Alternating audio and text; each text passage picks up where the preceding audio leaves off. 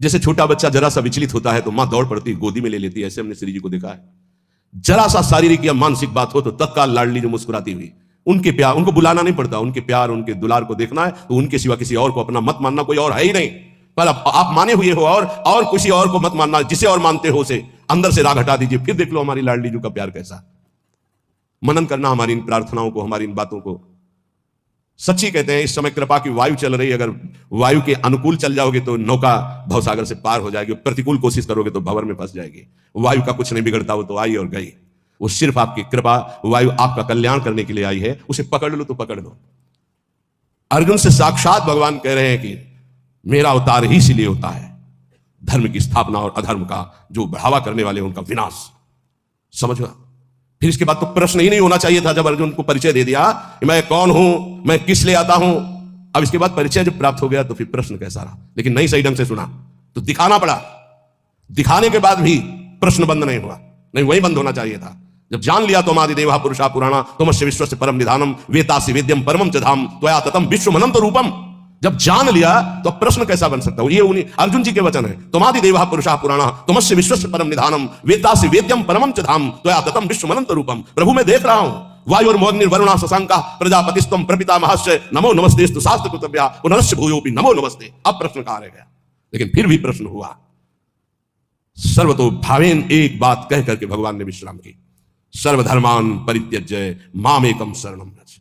बहुत प्यार से कही। सब कुछ समझाने के बाद भी यदि समझ में नहीं आता तो फिर अभी भगवान के द्वारा वो विधान नहीं बना जिस विधान के लिए अनुग्रह वायु तुम्हें प्रेरित कर रही है। नहीं तो मान जाओ, इसमें तुम्हें मानना होगा। ये तुम्हारी तरफ से, प्रभु की तरफ से तो पूरा प्रवाह आ रहा है कृपा का। बार बार तो बनत नहीं आ संजोग अनूप मानुस्तन वृंदा विपिन रसकन संग विविरूप। ये बहुत बढ़िया संयोग बन गया, बहुत बढ़िया। प्यारी जो बहुत कृपालु, जरा सा शारीरिक या मानसिक तो मुस्कुराती हुई लाडली जो खड़ी है। ऐसी करुणा में किशोरी के सिवा किसको अपना? अगर किसी को अपना मान रहे हो तो ये तुम्हें मजाक लगेगा जो हम बोल रहे हैं, और अगर अपना नहीं मान रहे हो तो ये तुम्हें अनुभव में आने लगेगा कि मेरी लाडली जो प्रतिपल मुझे देख रही है। जहां जरा सा मानसिक विक्षेप हुआ तो स्वप्न में विराजमान है, वो जागृत में विराजमान। इतना प्यार करने वाला कोई है ही नहीं त्रिभुवन में, हरि भी नहीं है।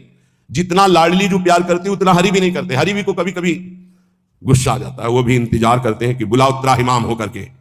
इंतजार कर रहे हैं द्रौपदी के त्राहिमाम का, इंतजार कर रहे हैं। विचार करो जरा, भक्त जब तक त्राहिमाम नहीं बोलेगा तब तक हरि इंतजार कर रहे हैं। लेकिन मेरी लाडली जो नहीं, हमने नहीं बुलाया। हा किशोरी, ऐसा नहीं। ये हा किशोरी प्रेम में निकल सकता है, दर्द में नहीं।